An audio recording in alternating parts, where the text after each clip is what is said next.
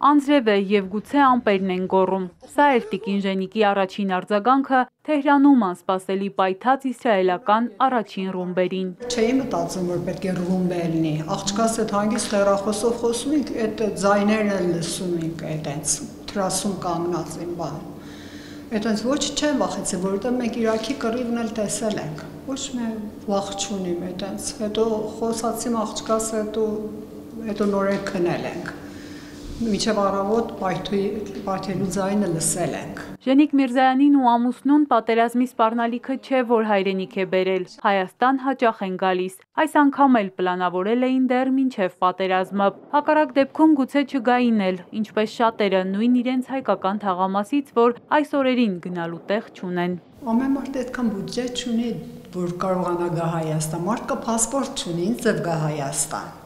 Հետո որ բարեկամներով դաչա ունեն, հավաքվում են մետեղ։ Ես եթե ընդելնեմ տունը կմնայիմ։ Դուստրերը Թեհրանում են, վտանգավոր ոչինչ չկա, հանգստացնում են Հայաստան եկած ծնողներին։ Երեխեքս ոչինչ չեն պատմում, այսօր առավոտը հեռախոսով խոսացան, ասում են շատ հանգիստ ենք, մամա, ամեն ինչը ապահովված ենք, շատ հանգիստ ենք, ոչինչ չեն պատմում։ Խաղաղ չէ, բայց բնականon է Թեհրանում։ Հերբից կռվի ձայնն ավելի սարսափելի է թվում, վստահեցնում է նաև Գասպար Ամիրխանյանը։ Երեքշաբթի կեսգիշերին է Հայաստան հասել, կիրակի պատրաստվում է վերադառնալ, կինն ու հարազատներն այնտեղ են։ Առաջին հարվածը եղավ անցյալ հինգշաբթի կեսգիշեր անց ժամը 3-ի մոտակայքում, որ 3 շատ հզոր պայթյուններ լսեցինք եւ արդեն զգացինք, որ ուրեմն Իսրայելը նախահարձակ է եղել եւ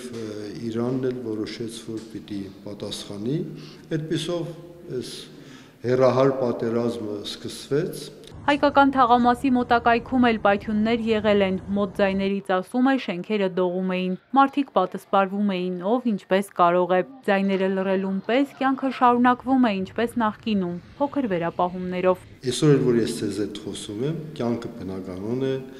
մթերքը կա, հացը կա, բենզինը կա, բայց դե պատերազմական վիճակ է, մարդիկ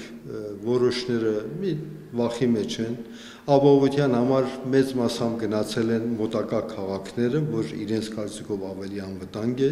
թեպետ ամեն օր հրթիռակոծվում է եւ այլն։ Ինքն անձամբ առանց խնդիրների հատել է հայ-իրանական սահմանը, նույն կերպ նաեւ Երևան հասել, բայց բոլորին չէ, որ դա հաջողվում է։ Սահմանին պատահած տաքսիները բարձր գին են պահանջում Սյունիքից Երևան հասցնելու համար։ Պատերազմի ճանկերից փախած մարդիկ չունեն այդ հնարավորությունը։ Էպիկենտրոնին պատմում է, այս նույն ճանապարհն այս օրերին անցած իրանահայերից մեկը, որ տեսախցիկի առջև խոսել չցանկացավ։ Հերմինե Ղարիբյան, Հարություն Հովսեփյան, Էպիկենտրոն։